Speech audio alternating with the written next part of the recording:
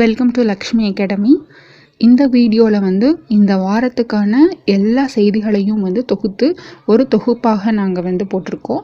So அதன்படி இன்றைக்கி நம்ம பார்க்க போகிற ஃபஸ்ட் நியூஸ் என்ன அப்படின்னா, கரோனா தடுப்பூசி போட்டுக்கொள்ள ஆதார் கார்டு கட்டாயம் இல்லை அப்படின்னு சொல்லிட்டு UIDAI அந்த ஆணையம் அறிவிச்சிருக்கு. அதில் என்ன அவங்க சொல்லியிருக்காங்கன்னா, கரோனாவில் பாதிக்கப்பட்டவர்களோட எண்ணிக்கை நாளுக்கு நாளுக்கு அதிகமாயிட்டே போகுது. ஸோ அப்படிப்பட்டவர்கள் மருத்துவமனையில் அனுமதிக்கும் பொழுது அவர்கள்கிட்ட ஆதார் கார்டு இல்லை அப்படின்னா அனுமதி மறுக்கிறார்கள் அப்படின்ற புகார் அவங்களுக்கு வந்துட்டுருக்கு. அதே மாதிரி தடுப்பூசி போட வரும்போது ஆதார் கார்டு எடுத்துகிட்டு வரல அப்படின்னா அவங்களுக்கு தடுப்பூசி போட மாட்டோம் அப்படின்ற அந்த புகாரும் வந்துட்டுருக்கு. ஸோ இதுக்காக நம்ம ஆணையம் என்ன சொல்லியிருக்காங்கன்னா, ஆதார் கார்டு இல்லாததை ஒரு காரணமாக காமிச்சு குடிமக்களுக்கு மருத்துவ உதவிகளோ இல்லை நலத்திட்டங்களையோ அவங்களுக்கு போய் சேர்றதை யாரும் தடுக்கக்கூடாது.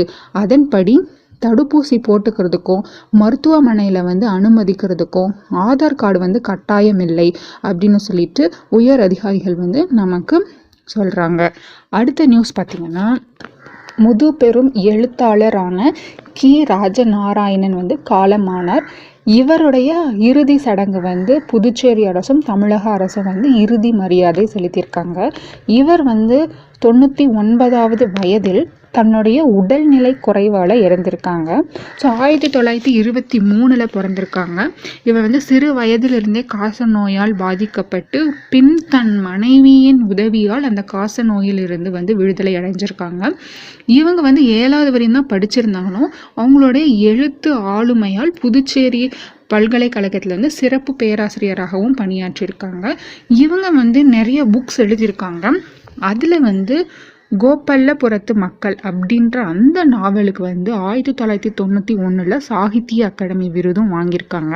ஸோ இவங்க நிறைய அவார்ட்ஸ்லாம் வாங்கியிருக்காங்க. அதுவும் இல்லாமல் இவங்க கரிசல் வட்டார அகராதியை உருவாக்கிய முன்னோடிகளில் இவரும் ஒருவர் அப்படின்னு சொல்கிறாங்க.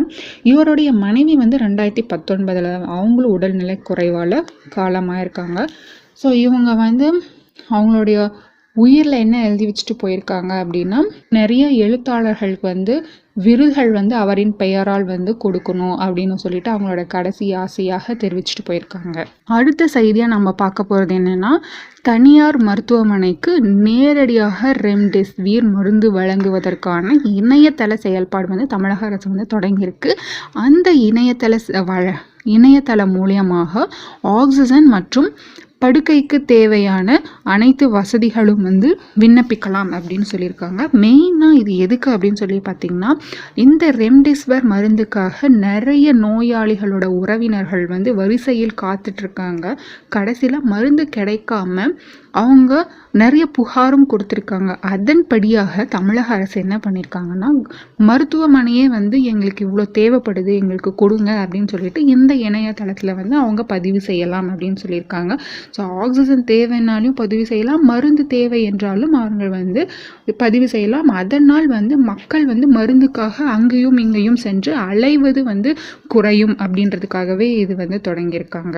அடுத்த செய்தி பார்த்தீங்கன்னா, ஹைதராபாத்தை மையமாக கொண்டுள்ள ஜான்சன் அண்ட் ஜான்சன் நிறுவனம் தடுப்பூசி தயாரிப்போம் அப்படின்னு சொல்லிட்டு செய்தி வெளியிட்டிருக்காங்க. ஸோ இவங்க என்ன சொல்லியிருக்காங்கன்னா, கோவேக்சின் அப்படின்ற மருந்து 81%, 𝗘𝗍 அப்படின்ற அந்த மருந்து 91% செயல்திறன் கொண்டதாக இருக்கிறது. ஆனால் போதுமான அளவு கையிருப்பு இல்லாததனால் தடுப்பூசிக்காக மக்கள் அலைவதனால் எங்கள் நிறுவனமும் தடுப்பூசி தயாரிக்கும் அப்படின்னு சொல்லியிருக்காங்க. ஸோ இவங்க என்ன நிறுவனம் பார்த்தீங்கன்னா, பயோலாஜிக்கல் அப்படின்ற நிறுவனத்துடன் இணைந்து தடுப்பூசி தயாரிக்க ஒப்பந்தம் செய்துள்ளனர். அதனால் ஒரு ஆண்டுக்கு 7.5 கோடியிலிருந்து 8 கோடி டோஸுகள் நாங்கள் தயாரித்து அரசிடம் கொடுப்போம் அப்படின்னு உறுதி கொடுத்துருக்காங்க. அடுத்த நியூஸ் கொரோனா தொற்றை கண்டறிய வீட்டிலிருந்தே பரிசோதனை 15 நிமிடத்தில் முடிவு தெரியும் அப்படின்னு சொல்லியிருக்காங்க. இது அடுத்த வாரத்திலிருந்து விற்பனைக்கு வருகிறது.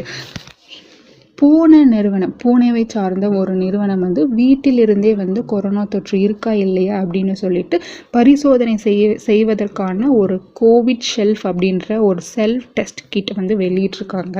ஸோ இதில் நாம் டெஸ்ட் பண்ணோம் அப்படின்னா RT-PCR அந்த டெஸ்ட்டை செய்ய வேண்டிய அவசியம் இருக்காதுன்றாங்க. ஏன்னா இவங்க வந்து 100% கரெக்டாக நாங்கள் வந்து ரிசல்ட் கொடுப்போம் அப்படின்னு சொல்லியிருக்காங்க. ஸோ இவங்களுடைய இந்த கிட் வந்து ப்ளே ஸ்டோர் அண்ட் ஆப்பிள் ஸ்டோரில் வந்து கண்டிப்பாக கிடைக்கும் அப்படின்னு சொல்லியிருக்காங்க.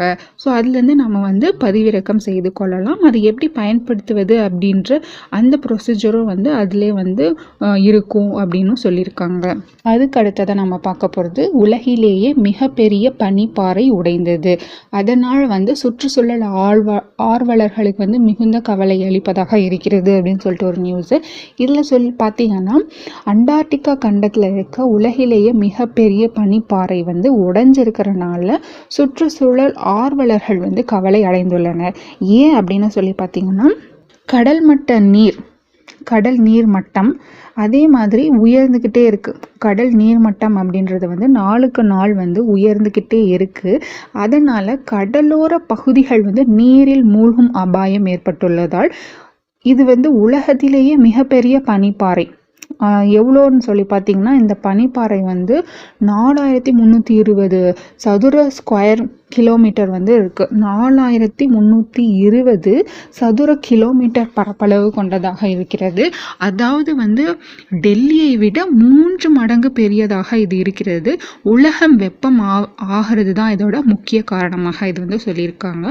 ஸோ உலக வெப்பநிலை வந்து இப்படியே உயர்ந்துட்டே போச்சு அப்படின்னா அண்டார்டிகாவில் இருக்க 3ல் ஒரு பகுதி பனி பாறைகள் உடைந்து விடும் அப்படின்னு பிரிட்டன் ஆராய்ச்சியாளர்கள் வந்து தெரிவிச்சிருக்காங்க. இப்போ நம்ம பூமியோட வெப்பநிலை எவ்வளோன்னு பார்த்தீங்கன்னா 1.02 டிகிரி செல்சியஸாக இருக்கிறது. அடுத்த செய்தி என்னன்னா உதகை மலர் கண்காட்சி இணைய வழியில் தொடக்கம். எப்போவுமே வந்து உதகை மலர் கண்காட்சி அப்படின்னாவே அது வந்து உலக பிரசித்தி பெற்றது. இது ஒவ்வொரு வருடமும் வந்து நடைபெறுகிறது. ஆனால் இந்த வருடம் வந்து இந்த கோவிட்னால நேரடியாக வந்து மக்கள் வந்து பார்க்க முடியாததுனால இணையம் வழியாக வந்து இதை தொடங்கி வச்சுருக்காங்க. இதோட இணைய வழி ஐடி என்னன்னு பார்த்தீங்கன்னா பொட்டானிக்கல் கார்டன் 2021 அப்படின்றது மூலமா வனத்துறை அமைச்சர் ராமச்சந்திரன் வந்து தொடங்கி வச்சிருக்காங்க. 52 பேரினங்கள் வகையை சார்ந்த 299 ரகங்கள் கொண்ட 25 மலர் தொட்டிகள் மற்றும் 5 லட்சம் மலர்கள் வந்து நாற்றுகள் நடவுப்பட்டுள்ளது அப்படின்னு சொல்லியிருக்காங்க. ஸோ இதில் வந்து பொதுமக்களிடையே விழிப்புணர்வுக்காக COVID-19 தடுப்பூசி போடுங்கள் அப்படின்ற வாசகம் வந்து மலர் தொட்டியில் வந்து வடிவமைச்சிருக்கிறதாக நம்ம ராமச்சந்திரன் வந்து கூறியிருக்கிறார். நியூஸ் வந்து கேரளா அமைச்சரவையில் இடம்பெறும் முதல் பெண் பத்திரிகையாளர் அப்படின்ற பெருமை யாருக்கு போகுதுன்னா வீணா ஜார்ஜ்க்கு போகுது. இவங்க வந்து பெண் பத்திரிகையாளராக வலம் வருபவர். 2016 தேர்தலில் வந்து முதல் முறையாக நின்று வெற்றி பெற்று தற்போது 𝗓𝗏𝗏 அப்படின்ற அதே தொகுதியில் வந்து நின்று 19,000 வாக்குகள் வித்தியாசத்தில் மீண்டும் வெற்றி பெற்றிருக்கிறார். ஸோ இவங்க பார்த்தீங்கன்னா அரசியலில் ஈடுபடுவதற்கு முன்னர் 15 ஆண்டுகளுக்கு மேலாக பிரபலமான ஒரு மலையாள டிவி சேனலில் ஒர்க் பண்ணிட்டு இருந்தாங்க. செய்தி வாசிப்பாளர், நிகழ்ச்சி ஒருங்கிணைப்பாளர், விவாதங்களின் நெறியாளர் அப்படின்ற பல பன்முக திறமை வந்து இவர்கிட்ட இருக்கிறது. இவங்க வந்து தென் இந்தியாவின் அமைச்சரான முதல் பெண் பத்திரிகையாளர் அப்படின்ற பெருமையும் இவங்களுக்கு தான் போய் சேருது. இவங்களோட குவாலிஃபிகேஷன் பார்த்திங்கன்னா MSc ஃபிசிக்ஸ் முடிச்சிருக்காங்க அண்ட் B.Ed கம்ப்ளீட் பண்ணியிருக்காங்க. பத்திரிகையாளர் ஆகிறதுக்கு முன்னாடி இவங்க வந்து ஆசிரியர் பணியையும் வந்து மேற்கொண்டிருக்கிறார் அப்படின்றது குறிப்பிடத்தக்கதாக இருக்கிறது. அடுத்த முக்கியமான செய்தி என்னன்னா 41 ஆண்டுகளாக சேவையாற்றிய INS ராஜ்புட் போர்க்கப்பல் வந்து கடற்படையில் இருந்து விடுவிப்பு அப்படின்றாங்க. இதை வந்து நாட்டின் முதல் அழிக்கும் திறன் கொண்ட கப்பல் அப்படின்ற பெருமை இதுகிட்ட இருக்குது. இது வந்து நீருக்குள்ளேயே சென்று தாக்கும் ஏவுகணை, அதே மாதிரி விமானத்தில் தாங்கும் திறன், குண்டு மழை பொழிந்தாலும் தாங்கிக் கொள்ளும் வசதி என பல திறமைகள் வந்து இந்த என பல அதிதிறன்களை இந்த கப்பல் கொண்டுள்ளது. ஸோ இந்த கப்பல் பார்த்திங்கன்னா நம்ம ரஷ்யா கிட்டேருந்து ககன் ரகத்தை சார்ந்த ஒரு போர்க்கப்பல் தான் இது. ரஷ்யா கிட்டேருந்து நம்ம வாங்கியிருக்கோம். 1980 மே 4 வந்து இது நம்ம இந்திய கடற்படையில் சேர்க்கப்பட்டது. இது வரைக்கும் வந்து ஒரு 31 தலைமை அதிகாரிகள் வந்து பணியாற்றியிருக்கிறார்கள். வந்து நிறைய ஆப்ரேஷனில் வந்து இது வந்து முதன்மையாக வந்து சென்று நிறைய ஆப்ரேஷனில் சக்ஸஸ் ஆகிருக்கு. அடுத்த செய்தியாக கொரோனா பரிசோதனைக்கு கட்டணம் வந்து குறைச்சிருக்காங்க தமிழக அரசு. நிறைய மருத்துவமனைகள் வந்து கொரோனா தடுப்பூசிக்காக அதிகமான கட்டணம் வசூலிப்பதாக வந்து புகார் எழுந்ததுனால தமிழக அரசு வந்து தனியார் மருத்துவமனையில் வந்து ஃபஸ்ட்டு 1200 ரூபி வந்து கட்டணமாக வசூலிச்சுட்டு இருந்தாங்க. இப்போ வந்து குறைச்சி 900 ரூபி தான் நீங்கள் வசூலிக்கணும் அப்படின்னு சொல்லியிருக்காங்க. அதுலேயும் வந்து வீட்டில் போய் பரிசோதனை செய்கிற மாதிரி இருந்துச்சுன்னா இன்னும் 300 ரூபீஸ் எக்ஸ்ட்ராவாக பே பண்ணணும். மற்றபடி மீதி எதுவும் வாங்கக்கூடாது அப்படின்னு சொல்லியிருக்காங்க. கவர்மெண்ட் ஹாஸ்பிட்டலில் டெஸ்டிங்களுக்கு வந்து 550 600 வரையும் இருக்கும் அப்படின்னு சொல்லிட்டு இந்த இந்திய காப்பீட்டு நிறுவனம் வந்து சொல்லியிருக்கு. மேட்டூர் அனல் மின் நிலையத்தில் தீ விபத்தால் மின் உற்பத்தி பாதிப்பு. சேலம் மாவட்டத்தில் இருக்க மேட்டூரில் வந்து 840 மற்றும் 600 மெகாவாட் திறன் கொண்ட 2 அனல் மின் நிலையங்கள் இருக்கிறது. இங்கே வந்து தினசரி வந்து 24,000 டன் நிலக்கரி எரியூட்டு 1440 மெகாவாட் உற்பத்தி மின் உற்பத்தி செய்யப்படுறோம். அப்படி இருக்கும்போது அந்த நிலக்கரிகளை ஏற்றி சொல்லும் கன்வேயர் பெல்ட்டில் வந்து உராய்வு ஏற்பட்டு தீ விபத்து ஏற்பட்டதனால மின் உற்பத்தி வந்து பாதிக்கப்பட்டிருக்கிறது சொல்கிறாங்க. இந்த தீயை அணைக்க வந்து 2 மணி நேரம் ஆயிருக்கு. இந்த தீ விபத்துனால 840 மெகாவாட் மின் உற்பத்தி வந்து பாதிக்கப்பட்டுள்ளது அப்படின்னு சொல்லியிருக்காங்க. அடுத்த செய்தி வந்து கொரோனாவால் இறந்தவர்களின் குடும்பங்களுக்கு வந்து 50,000 இழப்பீடும் மாதம் 2500 ஓய்வூதியம் தரப்படும் அப்படின்ட்டு டெல்லி முதல்வர் அரவிந்த் கெஜ்ரிவால் அறிவித்திருக்காங்க. இதில் வந்து பெற்றோரை இழந்த குழந்தைகள், கணவனை இழந்த மனைவியை இழந்த கணவன் சொல்லிட்டு யாராக இருந்தாலும் அவங்களுக்கு வந்து மாதம் 2500 ஓய்வூதியமாக கொடுக்கப்படும் அப்படின்னு சொல்லியிருக்காங்க. ஸோ அதன்படி வந்து டெல்லியில் வந்து 72 லட்சம் ரேஷன் கார்டுகள் இருப்பதாகவும் அவர்களுக்கு வந்து மாதம் 5 கிலோ ரேஷன் பொருட்கள் வழங்கப்படும் அப்படின்னும் சொல்லியிருக்காங்க. இலவசமாக வழங்கப்படும், அந்த பொருட்கள் அனைத்தும் இலவசமாக வழங்கப்படும் அப்படின்னு சொல்லியிருக்காங்க. இந்த கரும்புஞ்சை தொற்று சிகிச்சைக்காக எல்லா மாநிலங்களுக்கும் வந்து 23,680 மருந்து குப்பிகள் வந்து சப்ளை செய்யப்பட்டிருக்காங்க.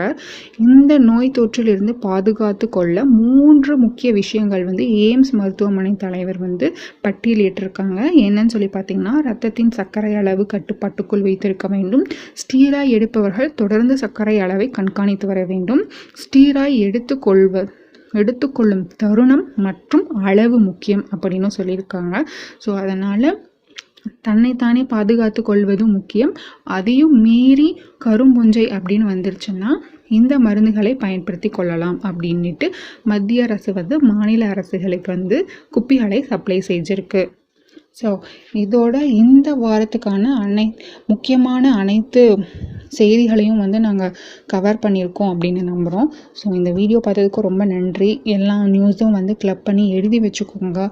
ஏன்னா ரொம்ப முக்கியமான நியூஸ் மட்டும்தான் எடுத்து நாங்கள் போட்டிருக்கோம். இதன்படி வந்து அடுத்தடுத்த வாரத்தில் வந்து இதே மாதிரி வீடியோஸ் வந்து கண்டிப்பாக நீங்கள் எதிர்பார்க்கலாம். ஸோ தேங்க்ஸ் ஃபார் வாட்சிங் this video. Thank you so much.